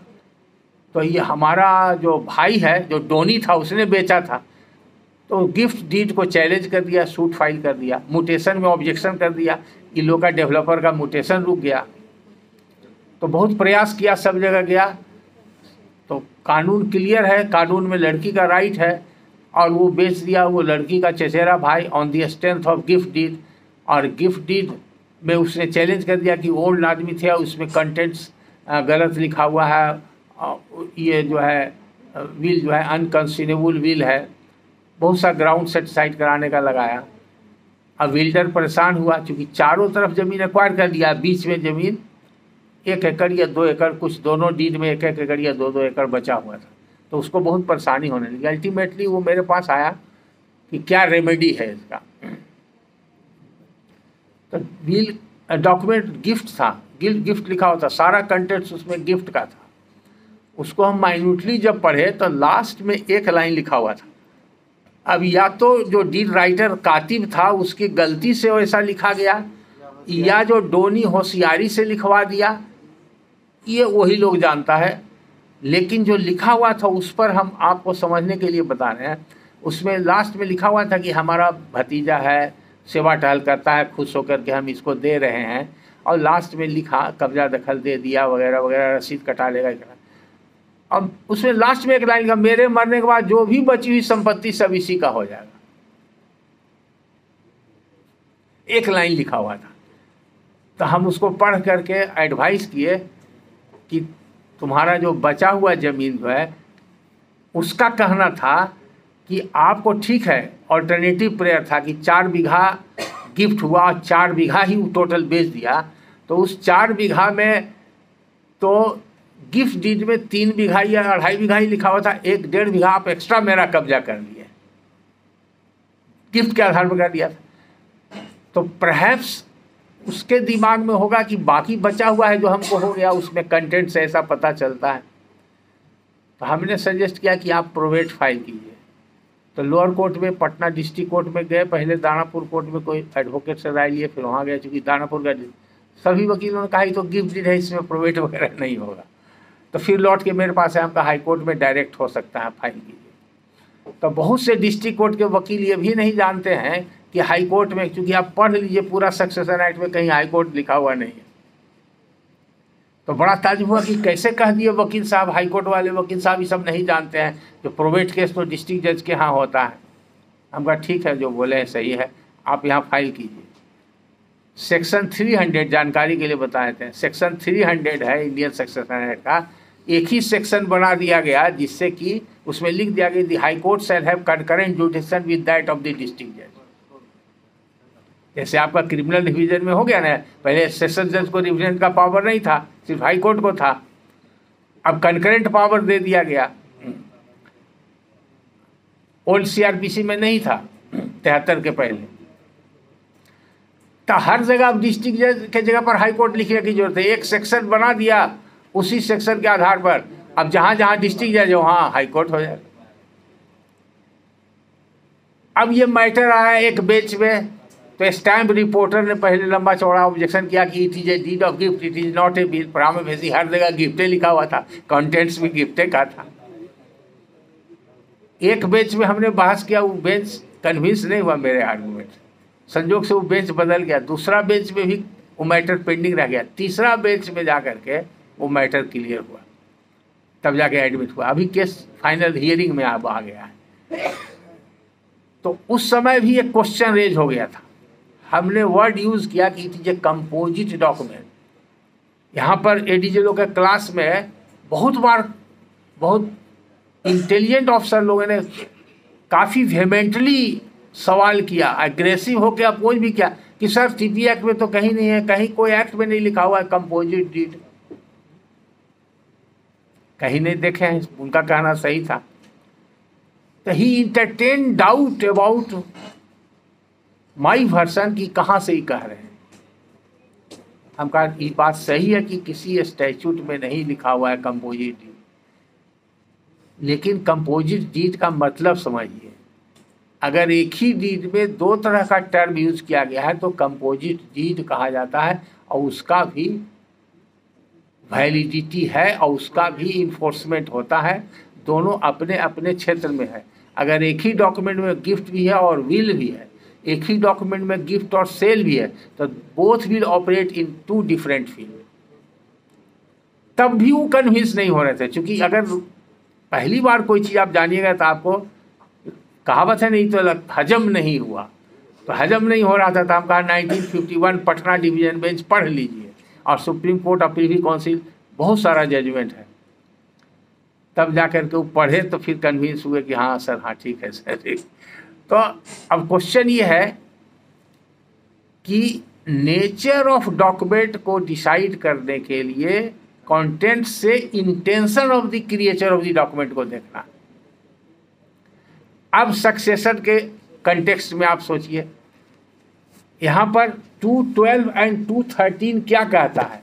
तो 212 कहता है कि जैसे ही बिल लिखा गया तो जो बिल के अंदर लीगेटी या एक्सक्यूटर है, जिसको कि विल के जरिए इंटरेस्ट पास ऑन करेगा, वो टाइटिल उसको वेस्ट करता है। So he is a legal representative. 212 for all practical purpose. तो टाइटिल वेस्ट कर गया, वो स्टेट को रिप्रेजेंट कर सकता है, तो सारा काम कर सकता है। और आपको इसलिए भी बता रहे हैं कि ऐसा केसेस बराबर आ रहा है हाई कोर्ट में, और कई जजमेंट हो चुका है। और ये हम सब जज के क्लास में पहले भी बता चुके हैं। आपके यहाँ कोई मर गया, कोई सूट में, प्रोसीडिंग में आपके यहाँ पेंडिंग है, तो सब्स्टिट्यूशन फाइल होता है, प्लेंटिफ हो, डिफेंडेंट हो, पिटिशनर, अपोजिट पार्टी। अगर ऐसा केस आ जाएगा कि कोई प्रोवेट लेके चला आएगा, अनप्रोवेटेड, प्रोवेट का अभी पिटीशन नहीं फाइल किया है, विल है, अनप्रोवेटेड विल लेके आ जाएगा, कहेगा कि हमको इस विल के आधार पर पार्टी बना दिया जाए, तो नॉर्मली जितना भी ऑर्डर आया है मेरे पास सब में नीचे से रिजेक्ट होकर आया है। जब हमारे क्लास के बाद लोग उसको इस्तेमाल किए हैं और जजमेंट वगैरह बताए हैं, उसको देखे हैं, तब लोग सब्स्टिट्यूशन अलाउ करने लगे। सीधे रिफ्यूज कर देते हैं कि विल का प्रोवेट नहीं हुआ है इसलिए सब्स्टिट्यूशन नहीं हुआ, ये गलत है, इसको गिरफ्तार मान लीजिए। अनप्रोवेटेड विल से वो सूट भी फाइल कर सकता है और सब्स्टिट्यूशन भी हो सकता है, उसको डिक्री भी हो सकती है, वो एक्सक्यूशन भी कर सकता है, सब कुछ कर सकता है। अगर इस बीच में उसका विल का जेन्युइननेस चैलेंज हुआ तब उसको प्रोवेट या एले की आवश्यकता है। तो इसीलिए 212 कहता है कि right title interest is being created in favour of the legatee और एक्सक्यूटर अंडर द विल। लेकिन 213 कहता है कि अगर कोई डिक्री कोर्ट से ऑब्टेन करना चाहता है तो डिक्री के पहले उसको प्रोवेट लेना जरूरी है। तो यहाँ पर जब सक्सेशन का मैटर आएगा तो इस सक्सेशन में इसको अपवाद में कर दिया गया कि जो मैटर 212 और 213 से कवर्ड है, यानी कि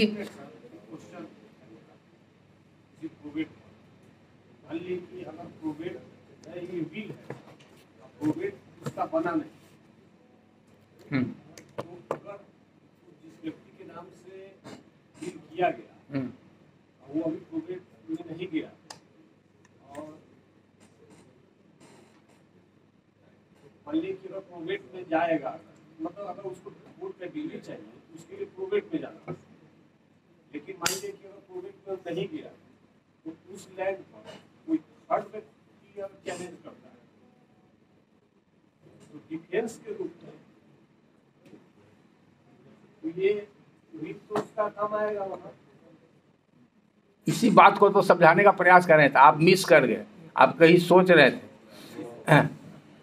यही कह रहे हैं कि बिना प्रोवेट के वो टाइटल सूट भी फाइल करेगा, डिफेंस में भी इस्तेमाल करेगा और सब्स्टिट्यूशन भी उसी ग्राउंड पर होगा। अगर कोई डिक्री हो गया तो उसका अपील होगा, अगर डिक्री हो गया तो उसका एक्सक्यूशन भी होगा, सब कुछ होगा जब तक कि उसका विल चैलेंज नहीं किया है उस प्रोसीडिंग में या सब्सिक्वेंट प्रोसीडिंग में।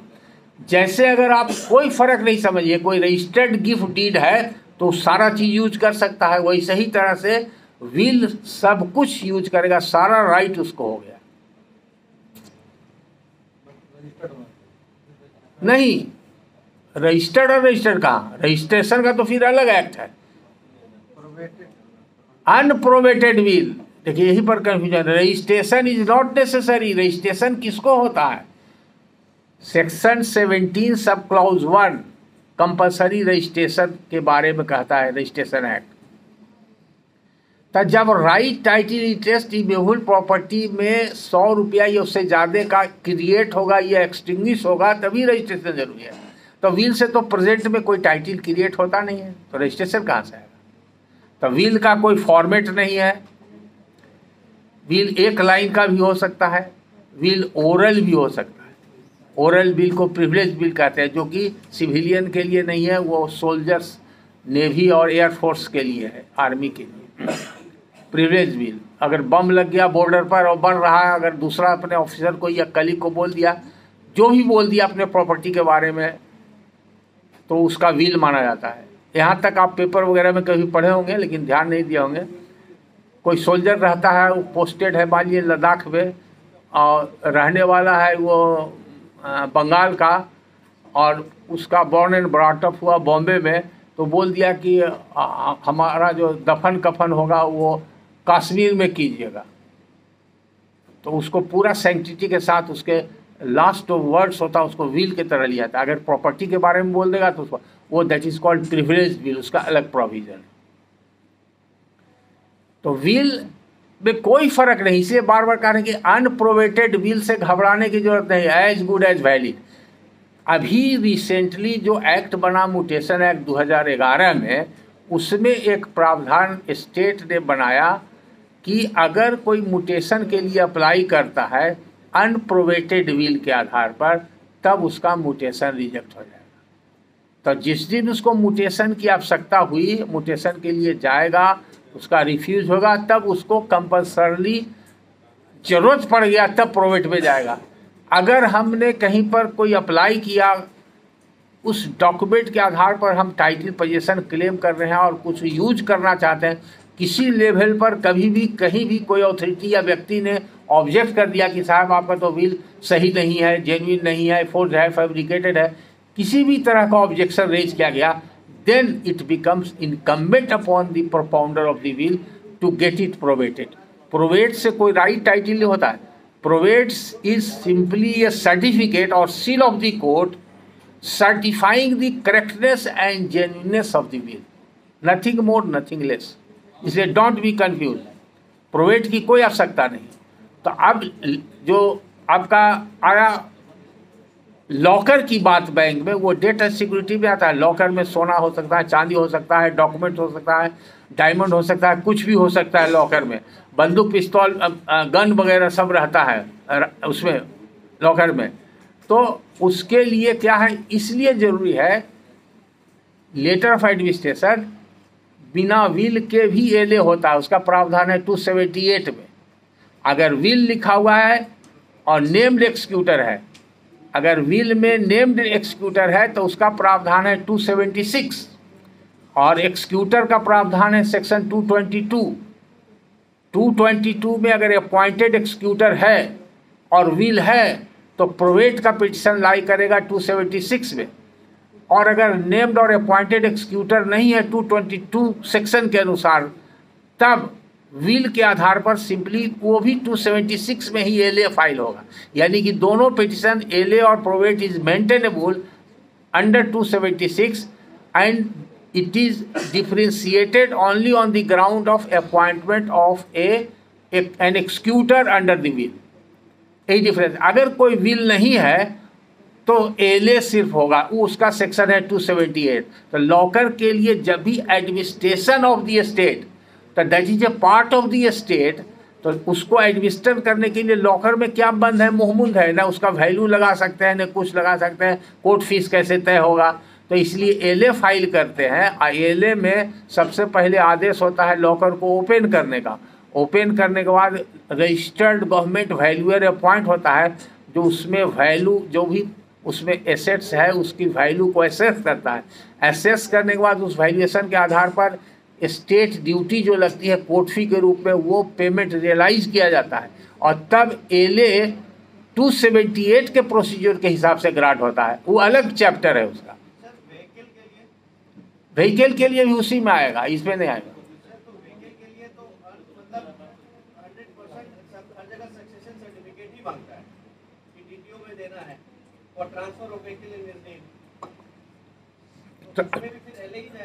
ट्रांसफर के लिए वो तो मूवेबल प्रॉपर्टी है ना, डेट में आएगा ना सिक्योरिटी में आएगा। हाँ, उसका सक्सेशन सर्टिफिकेट व्हीकल का नहीं होगा। तो पहले तो नहीं मांगता था, आजकल डीटीओ कैसे मांग रहा है?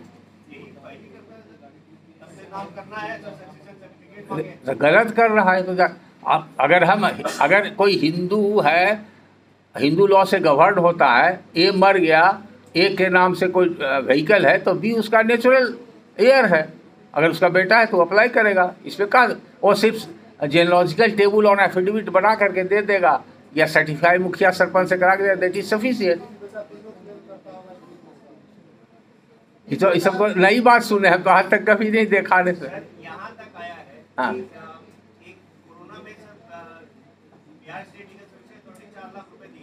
हाँ, समवन डाइज विद कोरोना, तो उसके लिए सक्सेशन सर्टिफिकेट के 4 लाख रुपए हम ही सक्सेशन। अब ये सब डेट में आएगा कि किसमें आएगा?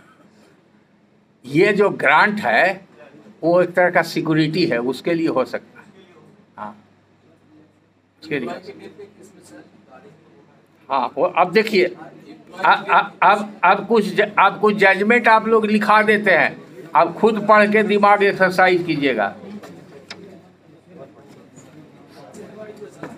और आप सबसे पहले सेक्शन 214 सेक्शन नोट कीजिए।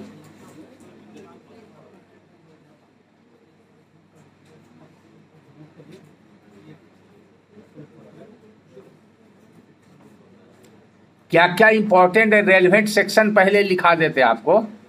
सेक्शन 214 ब्रैकेट 2 डेट के बारे में डिफाइंड नहीं है, लिखा हुआ है डेट इंक्लूड्स। आप लोग कई बार क्लास में बताए हैं कि जो एक्ट बनता है स्टैट्यूटरी प्रोविजंस में, डेफिनेशन क्लाउज में दो तरह का वर्ड यूज होता है डेफिनेशन में, एक होता है मीन्स और एक होता है इंक्लूड्स। जैसे अगर रहता डेट मीन्स, तो डेट मीन्स के बाद जो टर्मिनोलॉजी यूज हुआ इसका मतलब है कि जो माने यहाँ लिखा हुआ है उसका वही होगा, दूसरा नहीं होगा। और जब लिखा हुआ है डेट इंक्लूड्स, इसका मतलब डेट का जो ऑर्डिनरी डिक्शनरी मीनिंग है वो तो है ही है, उसका एरिया को और एक्सटेंड कर दिया गया कि उसमें ये सब को भी इंक्लूड किया जाएगा। तो यहाँ पर 214 में आप देखिएगा टर्म यूज हुआ है डेट इंक्लूड्स एनी डेट, किसी भी प्रकार का डेट एक्सेप्ट रेंट, रेवेन्यू और profits payable in respect of land use for agriculture purposes. उसके लिए एक्सेप्शन है, वो नहीं होगा।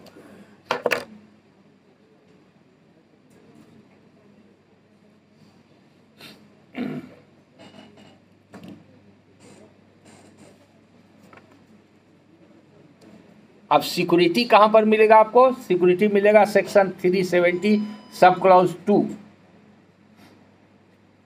ये सिक्योरिटी को भी नोटिफाई करने और डिक्लेयर करने का अधिकार स्टेट गवर्नमेंट को है। और आप कमेंट्री में देखिएगा तो उसमें बहुत सा डिक्लेयर्ड और नोटिफाइड आपको मिलेगा, लिस्ट मिलेगा, और नहीं तो गवर्नमेंट के वेबसाइट पर भी अवेलेबल मिलेगा। 370 सब क्लॉज 2 नोट कीजिए Rashmi ji. Security for this part defined and specified. Sub clause E में लिखा हुआ है the state government may declare any other sum as security for this part. तो ये हमेशा इसमें एडमिशन होते जाता है, एडिशन होते जाता है सिक्योरिटी में। स्टेट गवर्नमेंट जब चाहे टाइम टू टाइम नोटिफाई कर सकती है, तो उसको अगर डाउट हो या कोई कंट्रोवर्सी हो तो उसको देख लेना चाहिए। और डेट वर्ड जो है जैसा कि ऊपर बताए डिफाइंड नहीं है, उसमें इंक्लूड कर दिया गया एनी डेट, माने किसी भी तरह का डेट हो गया, और एक्सेप्शन कर दिया गया रेंट रेवेन्यू को।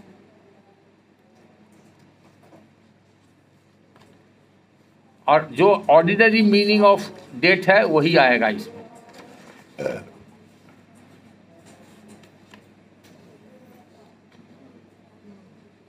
अब देखिए डेट का कितना कैटेगरी है, कुछ आपको लिखा देते हैं।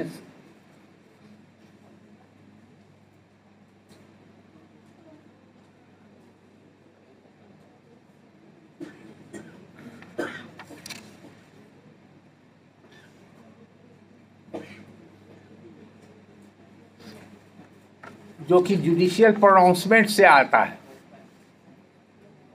पहला एक जजमेंट है, लिखिए, Rajkumari Kaushalya Devi versus Baba Pritam Singh. Rajkumari Kaushalya Devi versus Baba Pritam Singh,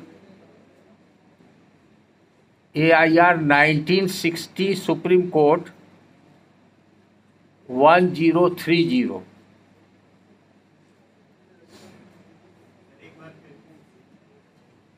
Rajkumari Kaushalya Devi versus Baba Pritam Singh, AIR 1960 supreme court 1030।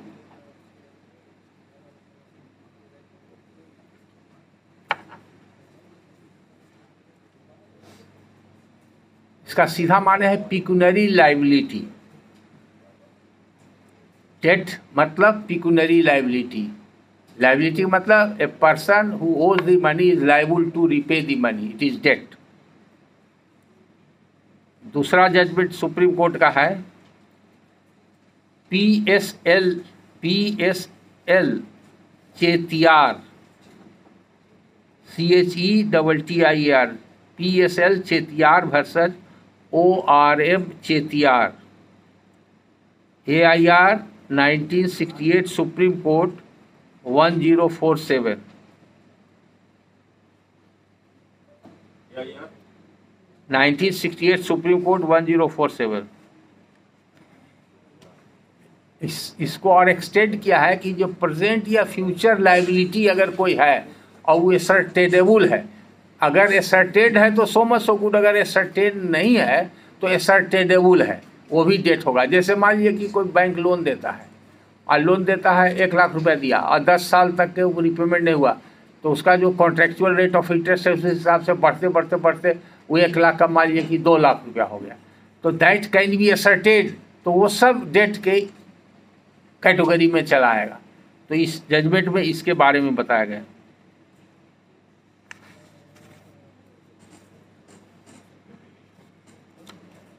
अब क्या क्या एसेंशियल रिक्विजिट्स है डेट का, डेट को और डिटेल में समझने के लिए कि डेट में आया कि नहीं आएगा, उसके लिए एक और सुप्रीम कोर्ट का 2 जजमेंट आप नोट कर लीजिए, डेट का सारा प्रॉब्लम खत्म हो जाएगा। पहला जजमेंट है union of India versus Raman iron foundry, union of India versus Raman iron foundry वो अथी का होता है ना, छड़ वाला factory, Raman iron foundry, AIR 1974 supreme court 1265, 1974 supreme court 1265।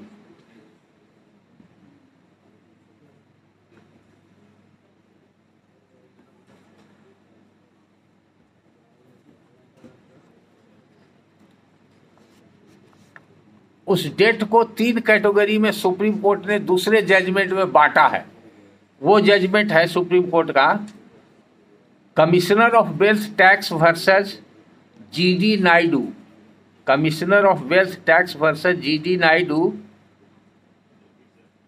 Commissioner of wealth tax versus GD Naidu, AIR 1966 Madras, ये मैड्रास का जजमेंट है 74, लेकिन ये इम्पॉर्टेंट इसलिए है कि 3 कैटेगरी में बांटा है। पहला कैटेगरी है एन एसर्टेन्ड और एसर्टेनेबल, यानी कि ऑलरेडी वो एसर्टेन्ड है या एसर्टेन किया जा सकता है।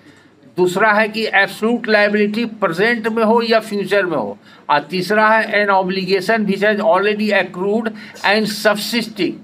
मान लिया ऐसा डेट नहीं कि जो डेट ऑफ टाइम बाद हो गया, रिकवरेबल नहीं है, खत्म हो गया, तो वो एसर्टेनेबल हो और सब्सिस्ट कर रहा हो। ये 3 कैटेगरी डेट के बारे में बताया गया है। अब अलग अलग कैटेगरी में है, जैसे money payable under order of court, वो भी डेट के डिफिनेशन में आएगा। Dividend declared by A company, ये भी डेट के डिफिनेशन में आएगा। सबका अलग अलग जजमेंट है, आप कैटेगरी आप नोट कर सकते हैं।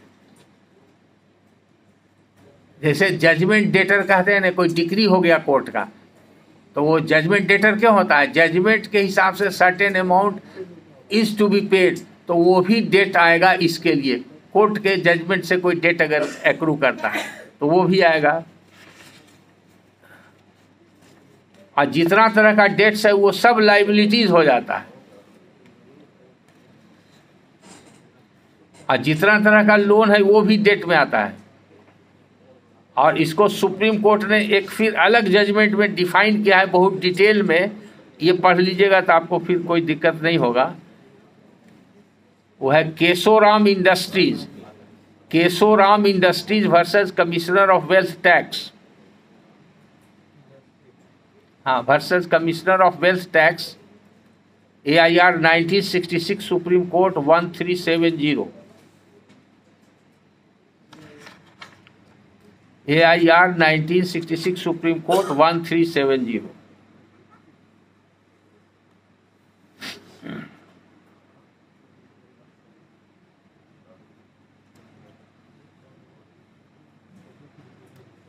और जो पहला जजमेंट लिखे थे PSL चेटियार और ORM चेटियार 1968 सुप्रीम कोर्ट 1047, वो 3 जजेस बेंच का है, मतलब लार्जर बेंच का है। और उसमें एक बात और इम्पोर्टेंट लिखा हुआ है कि जो डिपॉजिट होता है, जैसा कि कहा बैंक में, वो चूंकि डिपॉजिट है जो बैंकर का लायबिलिटी इनकर करता है, इसलिए डेट के कैटेगरी में आता है, उसी जजमेंट में लिखा हुआ है। अब इंश्योरेंस का अमाउंट भी डेट में आता है, इसके लिए आप insurance amount is also debt, या आप पढ़िए Sarwati Devi versus Usha Devi, Sarwati Devi versus Usha Devi, AIR 1984 Supreme Court 346। It is in respect of amount of insurance, वो चाहे GIC का हो या LIC का हो, किसी भी कैटेगरी का पॉलिसी हो, एक्सीडेंटल पॉलिसी हो, किसी भी संबंध में। सरवती Devi versus Usha Devi, AIR 1984 Supreme Court 346। ये जो है इसका दूसरा SCC में भी है equivalent, 1984 volume 1 SCC 424, 1984 volume 1 SCC 424। अब बैंक डिपॉजिट पर आइए। डायरेक्ट बैंक डिपॉजिट जैसा कि बता चुके हैं, वो सब डेट के कैटेगरी में आएगा। पहला full bench division bench judgment है पंजाब का, AIR 1960 Punjab and Haryana, page 1, division bench judgment है। दूसरा है पेज है 1, 1960, AIR 1960 Punjab and Haryana, page 1। दूसरा बैंक डिपॉजिट के बारे में जजमेंट है, वो पहला वाला था सेविंग बैंक के लिए, दूसरा करंट अकाउंट का है, State Bank versus Venkat, State Bank versus Venkat, AIR 1964 Andhra Pradesh 378।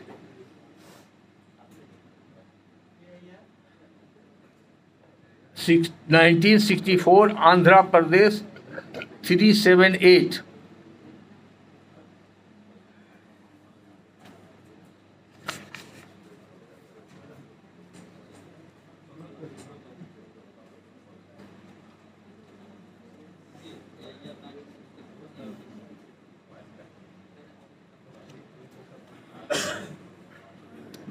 बहुत सारा जजमेंट है इस पर, बहुत। दूसरा जैसे कहते हैं गवर्नमेंट जीपीएफ का अमाउंट भी आता है डेट के कैटेगरी में, उसके लिए मेंटेनेबल है। जीपीएफ के लिए जजमेंट लिख लीजिए, जीपीएफ में लागू होगा, कई जजमेंट है, एक लिख लीजिए सुप्रीम कोर्ट का, Shipra Sen Gupta versus Mridul Sen Gupta, Shipra Sen Gupta versus Mridul Sen Gupta, 2010 volume 2 PLJR Supreme Court section, page 1।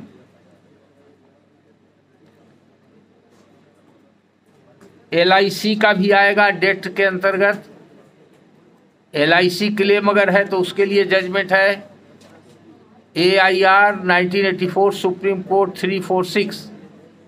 LIC जो पहले लिखा चुके हैं, सरवती देवी वाला, वो लिख चुके हैं।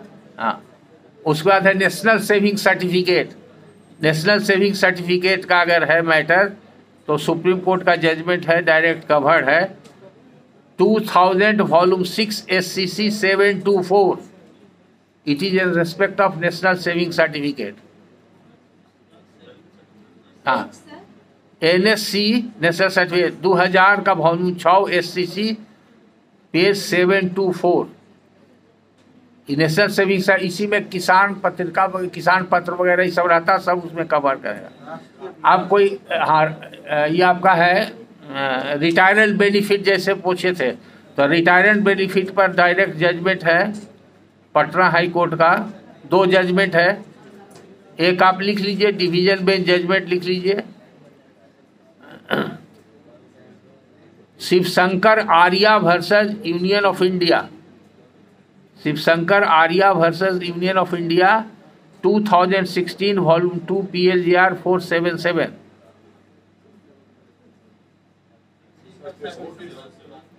ये रिटायरमेंट बेनिफिट के लिए क्या साइटेशन, साइटेशन आपका है 2016 volume 2 PLJR 477, division bench judgment है।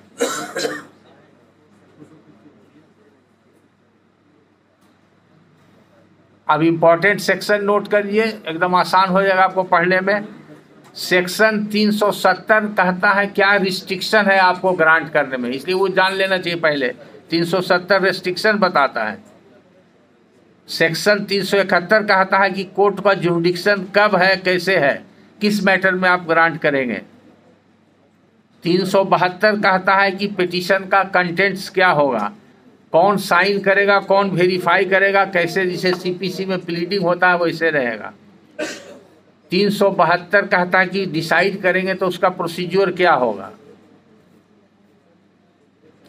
और उसी के 372 के सब क्लॉज 3 और 4 देखिएगा, जिसमें कंटेंसस भी है तो आप ही को करना है, इसमें लौटाने की बात नहीं है। इसलिए कंफ्यूज कर जाते हैं कि डिस्ट्रिक्ट डेलीगेट में तो लौटा देगा, कंटेंशन होगा, तो नहीं, आप ही को करना है। इसलिए सेक्शन इसका सब क्लॉज 3 और 4 पढ़िएगा।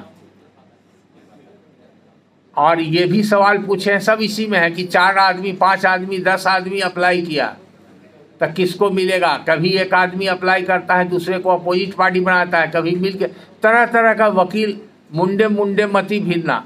लॉ समझ लीजिए और सिचुएशन जैसा देखिएगा आप ऑर्डर कीजिएगा। किसी एक व्यक्ति का एक वारिस, एक से अधिक वारिस हो सकता है। रावण के 1.25 लाख नाती पोता था, कृष्ण भगवान 16,108 शादी किए थे, सबसे 10-10 बच्चे थे, गिन लीजिए। आज के तारीख में वो होता तो कितना होता सक्सेशन सर्टिफिकेट, तो आज भी बहुत से लोगों को होता है। अभी कुछ दिन पहले आप लोग टीवी में बहुत हुआ था, न्यूज आया था, पाकिस्तान का एक आदमी, उसके 22 या 24 शादी हुई थी और 106 कितने बच्चे थे। तो ये इमैटेरियल है, कानून में देखना है कि कौन उसका वारिस है कि नहीं।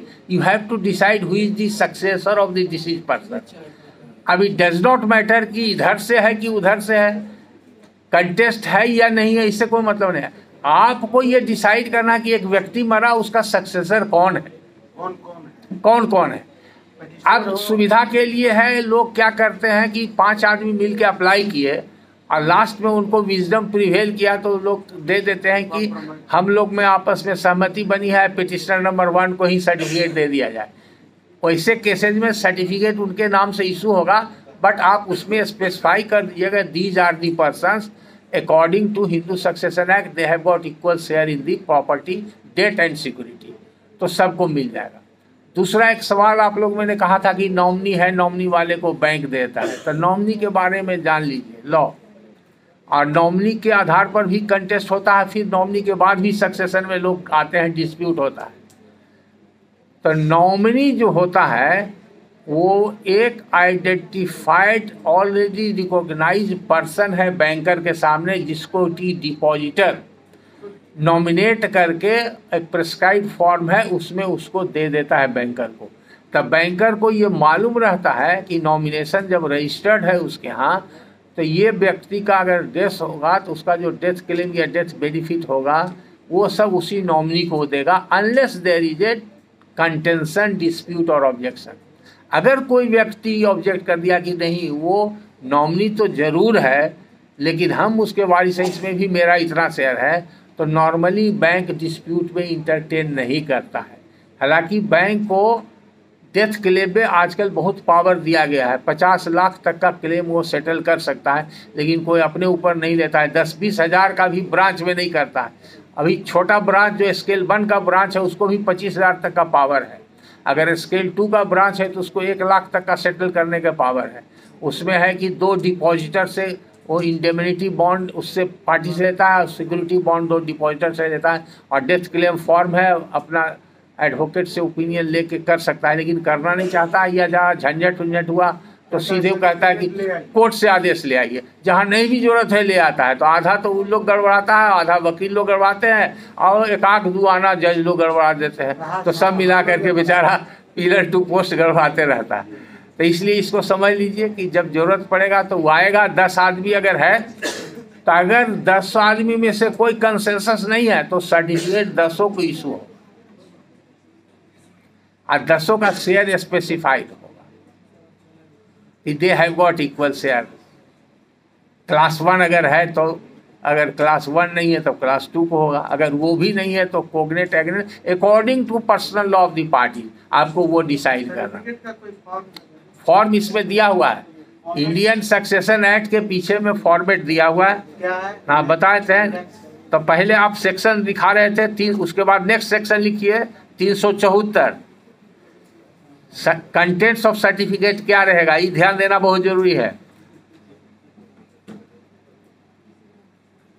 उसके बाद सेक्शन 375 है, जिसको सर्टिफिकेट दिया जाता है उसे सिक्योरिटी भी लिया जाता है, वो बॉन्ड भरता है, बिना बॉन्ड लिए हुए नहीं दे दीजिएगा। जैसे मान लिया कोई 10 लाख रुपया ले लिया, उसका गायब हो गया तो कैसे पकड़िएगा, तो बॉन्ड के आधार पर वो इंटाइटल नहीं था टोटल के लिए। दूसरा है कि सर्टिफिकेट में एक्सटेंशन भी हो सकता है, ये प्रावधान है, वो है 376 का। हालांकि वो एक रिपोर्टेड केस है, मेरा ही बहस किया हुआ है जस्टिस कटरियार साहब का, बहुत जमाने का है। उसमें हुआ था भागलपुर का LIC का क्लेम था, 1 लाख रुपया का क्लेम था, वो 10-15 साल लगा दिया और नहीं दिया पैसा कोई नहीं कोई टेक्निकल ग्राउंड पर, तो 1 लाख का ही वहाँ ग्रांट हुआ था सक्सेशन सर्टिफिकेट के लिए, वहाँ रिजेक्ट हो गया था डिस्ट्रिक्ट कोर्ट में, तो अपील से हाई कोर्ट में जब अलाउ करा तो वहाँ पर रीजनिंग क्या दिया हुआ था कि आपने 1 लाख का किया है और बाई दैट टाइम उसका क्लेम बढ़ के इंटरेस्ट वगैरह मिला के 1.5 या 2 लाख हो गया था कुछ, तो बोला कि आप इस पर तो ड्यूटी मनी दिए ही नहीं, जो कोर्ट फीस पेबल है वैल्यू के हिसाब से एडवर्नम लगता है उसमें, तो आप नहीं दिए इसलिए उसका नहीं मिलेगा, जो आप दोबारा सर्टिफिकेट करा के ले आइए। तो वो क्लाइंट दोबारा गया फिर सर्टिफिकेट केस फाइल करने के लिए, उसके पहले मेरे पास आ गया, हम कहा नहीं आप उस ऑर्डर को चैलेंज कीजिए जिसमें कहा गया कि दोबारा लाइए। तो हम डायरेक्ट हाई कोर्ट में रिट फाइल किए। हमारा कंटेंशन यही था, कितना कन्फ्यूज़न होता है कि हम अगर 1 लाख का डेट है तो हम उसके लिए एयर हैं, सक्सेसर हैं, I am entitled to certificate, और अगर वो 10 लाख होगा तो दूसरा हो जाएगा यार।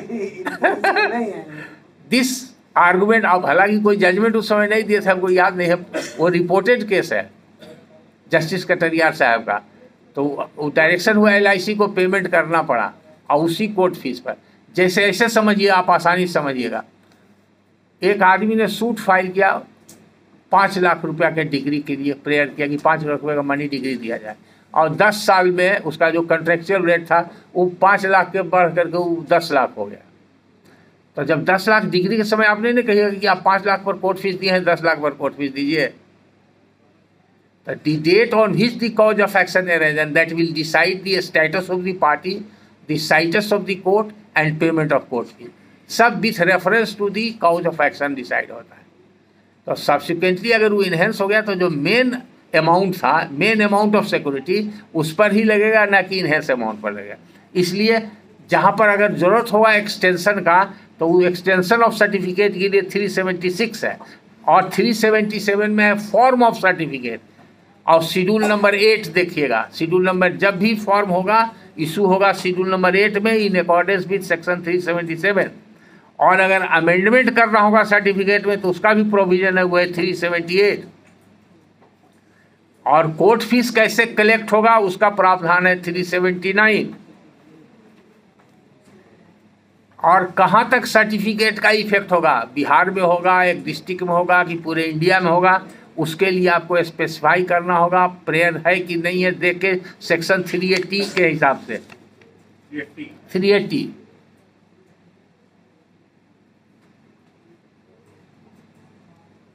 और अगर किसी ग्राउंड से रिवोकेशन का मैटर आ गया तब 383 में उसका रिवोकेशन होता है, उसका प्रावधान उसमें दिया हुआ है। बस आपका पूरा एक एक स्टेप शॉर्ट में लिखा दिया।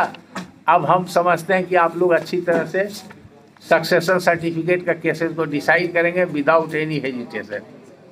प्रोवेट वापस भेज दें। हाँ, प्रोवेट वापस भेजिए।